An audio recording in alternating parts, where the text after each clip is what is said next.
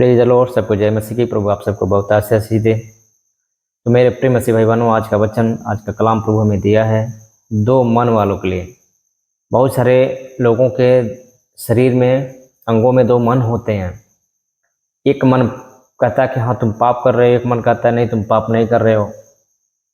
एक मन कहता है तुम अच्छे काम कर रहे हो, एक मन कहता है नहीं तुम अच्छे काम नहीं कर रहे हो। इसके बारे में बहुत सारे लोगों को, बहुत सारे प्रिय मसीह भाई बहनों को मनों में ऐसा विचार चलता है कि हम दान भी देते हैं, दशमांश भी देते हैं और प्रार्थना भी करते हैं, वचन को भी पढ़ते हैं, फिर भी हमें चंगाई नहीं मिलती है। फिर भी हमें चंगाई नहीं मिलती है, हम बीमारी में रहते हैं, कष्ट में रहते हैं। तो आज मेरे प्रिय मसीह भाई बहनों, ये वचन आप लोगों के लिए। सच में जो दो मन अपने अंदर दो मन लेके चलते हैं कि मैं देवी देवताओं को भी सेवा करूंगी या करूंगा, और प्रभु के पीछे भी चलूंगी या चलूंगा, तो मेरे प्रिय मसीह भाई बहनों, आप लोग के जीवन से वो कभी बीमारी नहीं जाएगी। तो आज हम जानेंगे कि आज हम वचन के साथ में जानेंगे कि सच में हमें दो लोगों की सेवा नहीं करनी है। और सच में अगर हम दुआ प्रार्थना करते हैं तो किस तरह हम प्रार्थना करते हैं कि प्रभु हमारी सुनता है, नहीं तो हमारी प्रार्थनाओं को प्रभु नहीं सुनेगा, कभी नहीं सुनेगा। हम संसारिक जीवन में चल रहे होते हैं, पाप में चल रहे होते हैं, तो प्रभु हमारे प्रार्थना को नहीं सुनता है। जो धर्मी लोग होते हैं उन्हीं की प्रार्थना को प्रभु सुनता है और उन्हीं से प्यार भी करता है। हालेलुया। तो आइए हम देखते हैं कुछ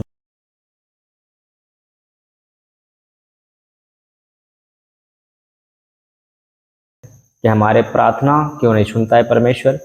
और सच में हम जब दो मन होकर प्रार्थना करते हैं, अगर हम सोचते हैं कि हमारा रीति रिवाज है, हमारे पूर्वजों का रीति रिवाज है देवी देवताओं को मानना, तो हम देवी देवताओं को भी मानेंगे और प्रभु को भी मानेंगे।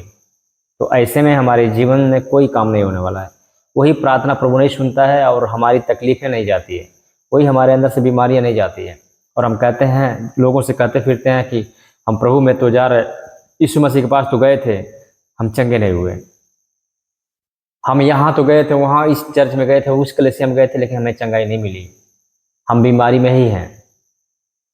तो मैं आप लोग को बताना चाहेंगे कि जब हम दो नाव पे चढ़ेंगे तो डूब के मरेंगे।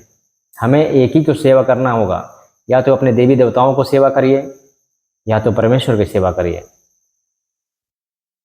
लेकिन परखना होगा, देखना होगा कि हमारा कौन सुनता है, हमारी प्रार्थनाओं को, हमारा रोना धोना कौन सुनता है, उसी के पीछे हो लेना है।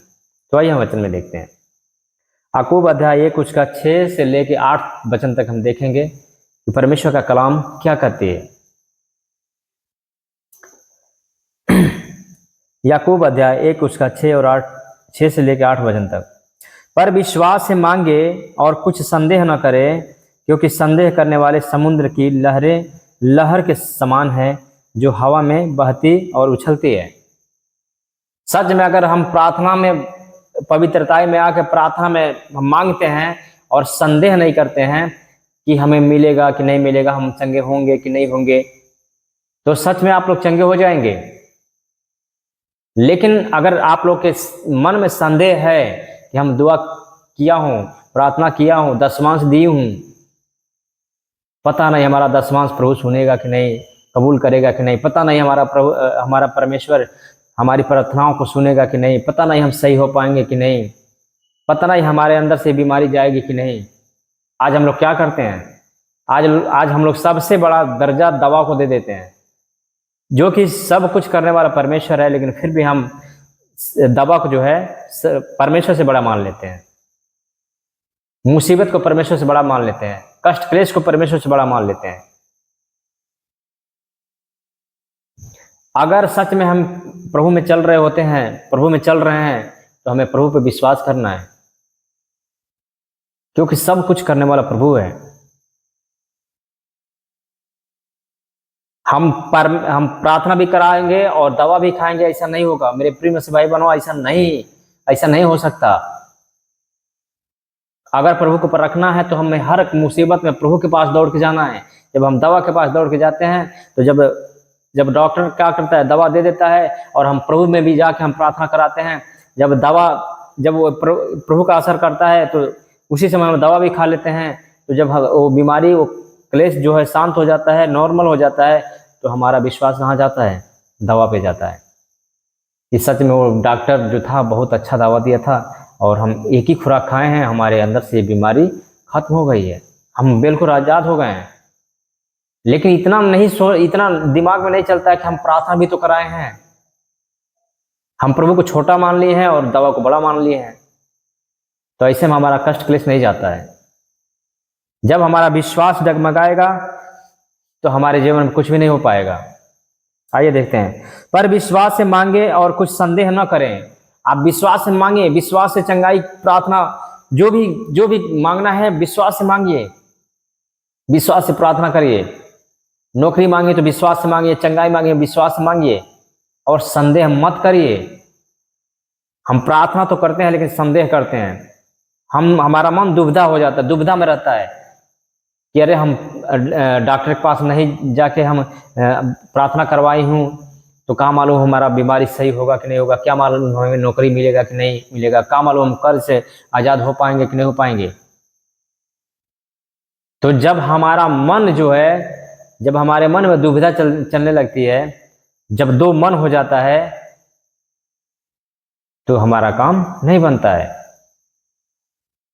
हमें विश्वास करना है कि हम ये चीजें मांगे हैं तो हमारा हो चुका, मिल चुका है यीशु मसीह के नाम में।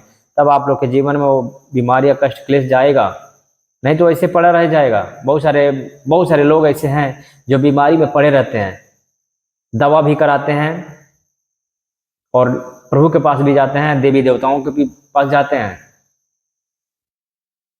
एक व्यक्ति दो लोगों की सेवा नहीं कर सकता है। और बहुत सारे लोग ऐसे हैं जो जानते हैं कि प्रभु में आके हमें सब कुछ छोड़ना होता है, लेकिन फिर भी उनके मनों में क्या चलता है, अरे हम कैसे छोड़ देंगे, ये तो हमारी पूर्वजों की ये देवी देवताएं हैं, हमें उनको मानना पड़ेगा, उनके रीति रिवाज को हमको मानना पड़ेगा। मेरे प्रिय मसीह भाई बहनों, आप लोग को बताना चाहेंगे कि परमेश्वर आप लोग के इस दुनिया से चुना है, इस संसार से चुना है, अलग करके चुना है। इस भरी इतनी बड़ी संसार से आपको चुना है। किस लिए चुना है? आप लोगों को अलग करने के लिए, कि हम संसारिक जीवन न जिए। और आप लोग अपने मनों में ऐसा लेकर बैठे हुए हैं कि हमारे पूर्वजों का निशानी है, हमारे पूर्वजों का देवी देवता हैं, हमें उनको, इनकी परंपराओं को लेके चलना होगा। तो ऐसे में आप लोग को चंगाई कहाँ मिलेगी? हमें एक पे विश्वास करना होगा। आइए देखते हैं। पर विश्वास से मांगे और कुछ संदेह न करें, क्योंकि संदेह करने वाला समुद्र की लहर के समान है जो हवा से बहती और उछलती है। समुद्र के पानी अस्थायी नहीं होता है। समुद्र के पानी अस्थायी नहीं होता है। समुद्र के पानी कभी हवा आता है तो ऊपर जाता है, उछलता है, गिरता है, उछलता है, गिरता है, उछलता है, गिरता है। वैसे हमारा विश्वास है। जब हम संदेह करते हैं तो हम उसी समुद्र के लहरों के जैसे हो जाते हैं, कभी गिरते हैं, कभी उठते हैं, कभी गिरते हैं, कभी उठते हैं। मेरे प्रिय मसीह भाई बहनों, ऐसा नहीं करना है। हमें विश्वास करना है कि जो चीज़ हम जिस चीज़ों के लिए हम प्रार्थना की हूँ वो चीज़ें हमें मिल गई है। हालेलुया। प्रभु 7वां वचन क्या कर रहा है? ऐसा मनुष्य यह न समझे कि मुझे प्रभु से कुछ मिलेगा। ऐसा व्यक्ति, ऐसा मनुष्य ये मत समझे कि मुझे प्रभु से कुछ मिलेगा। जो संदेह करते हैं, जो प्रार्थना करते तो हैं, संदेह करते हैं, दशमांश देते हो तो हैं, संदेह करते हैं कि पता नहीं हमारा दशमांश प्रभु कबूल करेगा, और करेगा भी तो हमारा पता नहीं हमारा काम बन पाएगा कि नहीं बन पाएगा। ऐसे लोगों से प्रभु क्या करता है? ऐसा मनुष्य यह न समझे कि मुझे प्रभु से कुछ मिलेगा। ऐसा लोग प्रभु से कोई उम्मीद मत लगाएं कि हमें प्रभु से कुछ मिलेगा। अगर हम प्रार्थना कर रहे हैं तो हमें विश्वास करना है कि सच में हमारा प्रार्थना प्रभु सुन लिया है और चीज़ें हमें मिल गई है, हमें चंगाई मिल गया है, कोर्ट से आज़ाद हो चुके हैं, कैंसर से आज़ाद हो चुके हैं। तो सच में आप लोग के जीवन से वो बंधन टूटने वाला है यीशु मसीह के नाम में। आमीन। लिखा है, ऐसा मनुष्य यह न समझे कि प्रभु से कुछ मिलेगा। वह व्यक्ति दुचिता है और अपनी सारी बातों में चंचल है। दुचिता, वो दो मन वाले लोग हैं। वो दुचिते लोग होते हैं, जो जिनके अंदर दो मन चलता है कि हम देवी देवताओं को भी मानेंगे, प्रभु को भी मानेंगे, हम दवा भी कराएंगे और प्रार्थना भी कराएंगे। वो दो चीते लोग होते हैं, वो चंचल लोग होते हैं और समझते हैं कि हम बहुत बहुत समझदार हैं, हम प्रभु को भी मानेंगे और देवी देवताओं को भी मानेंगे, हम प्रार्थना भी कराएंगे और दवा भी खाएंगे, डॉक्टर के पास भी जाएंगे।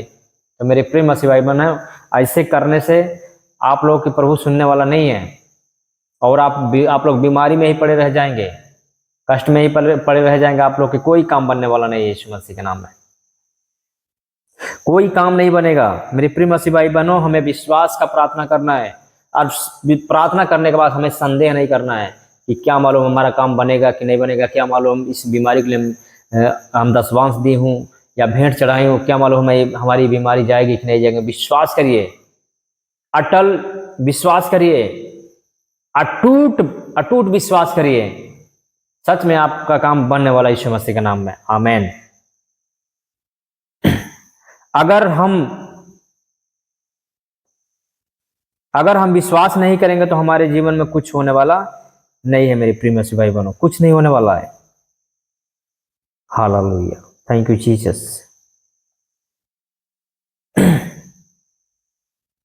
हमारे अंदर दो मन नहीं होना चाहिए।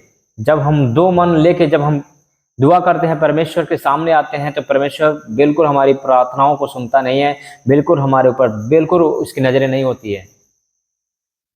हमें अपनी परंपराओं को, पूर्वजों की परंपराओं को तोड़ना होगा, पूर्वजों की परंपराओं को छोड़ना होगा, तभी हमारे जीवन में प्रभु काम करेगा।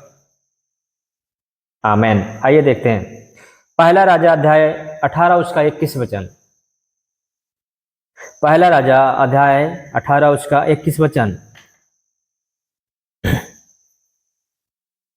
और एलिया सब लोगों के पास आकर कहने लगा, तुम कब तक दो विचारों में लटके रहोगे?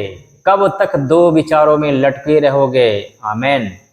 हमें दो विचारों में नहीं लटकना है।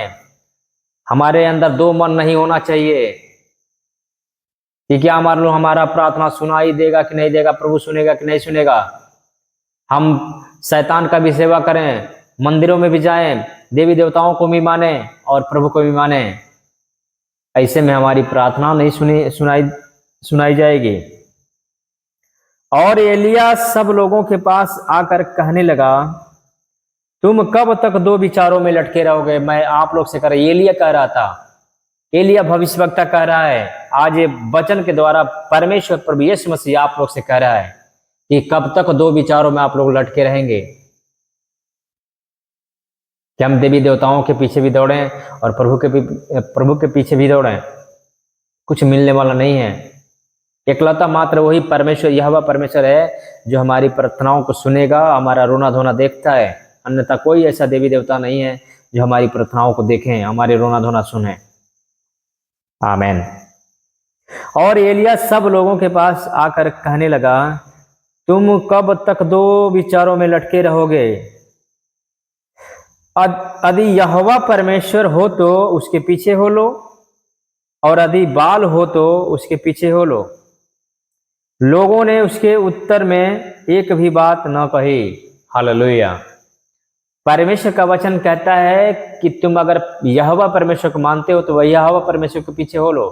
अगर बाल देवताओं को मानते हो, यानी जो हमारे पूर्वज लोग मानते आए हैं देवी देवताओं को, अगर उनको मानते हो तो उनके पीछे हो लो। हम एक व्यक्ति दो सेवा नहीं कर सकता है। हम देवी देवताओं को भी सेवा करें और प्रभु का भी सेवा करें, ऐसा नहीं हो सकता है।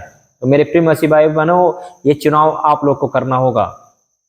ये फैसला आप लोगों को लेना होगा कि हमें स्वर्ग में जाना है कि नरक में जाना है, हमें चंगाई पानी है या बीमारी में रहना है, हमें बीमारी से आजाद होना है या कर्ज से दबे रहना है या बीमारी से दबे रहना है। ये चुनाव आप लोग को करना होगा। हालेलुया।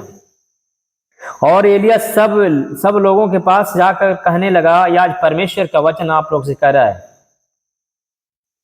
तुम कब तक दो विचारों में लटके रहोगे? यदि यहोवा परमेश्वर को हो तो उसके पीछे हो लो, और यदि बाल हो तो उसके पीछे हो लो, बाल देवताओं को हो तो उसके पीछे हो लो। अब फैसला आप लोग को करना होगा मेरे प्रिय मसीह भाई बहनों, फैसला आप लोग को करना है होगा कि हमें स्वर्ग चाहिए या नरक चाहिए, हमें चंगाई चाहिए या बीमारी चाहिए। फैसला आप लोग को करना होगा। हालेलुया, धन्यवाद प्रभु जी। एक व्यक्ति दो लोगों की सेवा नहीं कर सकता। हम प्रभु का भी सेवा करें और बाल देवताओं को भी सेवा करें, ऐसा नहीं हम कर सकते हैं। हालेलुया मेरे प्रिय मसीह भाई बहनों, ऐसा हम लोग नहीं कर पाएंगे।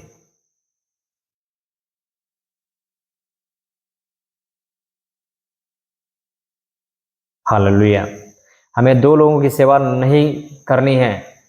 अगर परमेश्वर को मानते हो, प्रभु यीशु मसीह के मानते हो, तो उसके पीछे हो लो, तभी हम हमारे जीवन में खुशहाली आएगी, नहीं तो नहीं आएगी। अगर बाल देवताओं को मानते हो तो बाल देवताओं के पीछे हो लो, क्योंकि बाल देवता और भी अन्य अन्य देवताएं हैं, उनके पीछे जब हम चलेंगे तो नरक पक्का है, हमें नरक मिलना ही मिलना है, बीमारी आनी ही आनी है। हालेलुया, ये कोई दबाव की बातें नहीं है, वो आपके मन में आपका फैसला है, वो आपका चुनाव है। इसमें कोई दबाव नहीं दे सकता कि आप किसके पीछे होंगे, किसके पीछे नहीं होंगे, किसको मानेंगे, किसको नहीं मानेंगे। यहाँ पे वचन कह रहा है कि अगर यहोवा परमेश्वर को हो तो यहोवा के पीछे हो लो, या बाल देवताओं के हो तो बाल देवताओं के पीछे हो लो। क्लियर कट परमेश्वर कह दिया है कि अगर तुम अगर स्वर्ग में जाना चाहते हो, चंगाई को पाना चाहते हो, तो यहोवा परमेश्वर के पीछे हो लो, अन्यथा और किसी देवी देवताओं के पीछे हो लो। हालेलुया, आगे वचन क्या कहता है? भजन संहिता 97 उसका 11 वचन, धर्मी के लिए ज्योति और सीधे मन वालों के लिए आनंद बोया गया है।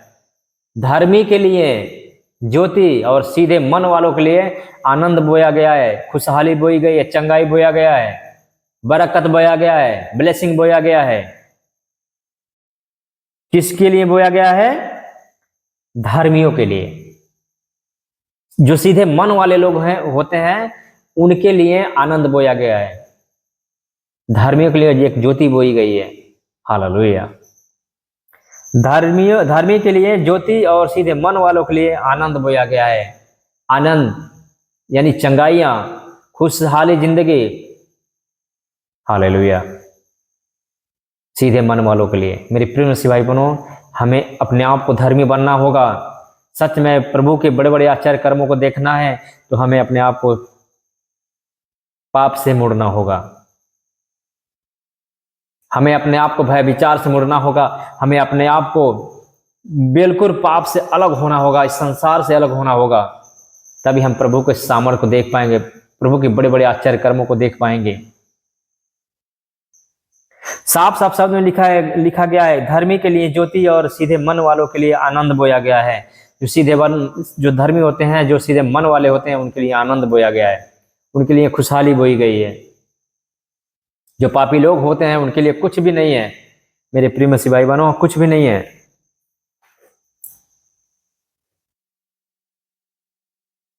अब हम आप लोग को एक वचन बताना चाहेंगे जो प्रार्थना के दौरान हमें पश्चाताप करना है।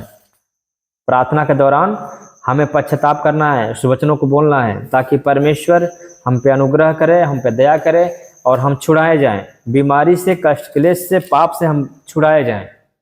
हालेलुया,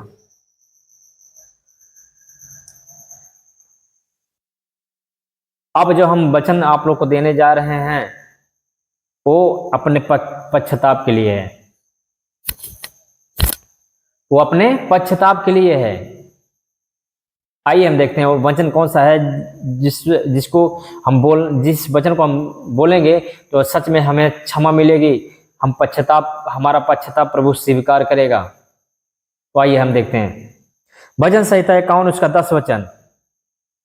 भजन संहिता 51 उसका 10 वचन, हे परमेश्वर मेरे अंदर शुद्ध मन उत्पन्न कर और मेरे भीतर स्थिर आत्मा नए सिरे से उत्पन्न कर। आज हमें कहना होगा, आज से हम प्रार्थना में, जब भी हम प्रार्थना में बैठेंगे, घुटना टेकेंगे, तब भी परमेश्वर के सामने ऐसा बोलना होगा। क्या बोलना होगा? हे परमेश्वर मेरे अंदर शुद्ध मन उत्पन्न कर, क्योंकि गंदे गंदे थॉट्स न आ जाएं, गंदे गंदे विचार न आ जाएं, गंदे गंदे हमारे अंदर ख्याल न आ जाए। हमारे अंदर शुद्ध मन दे। हालेलुया।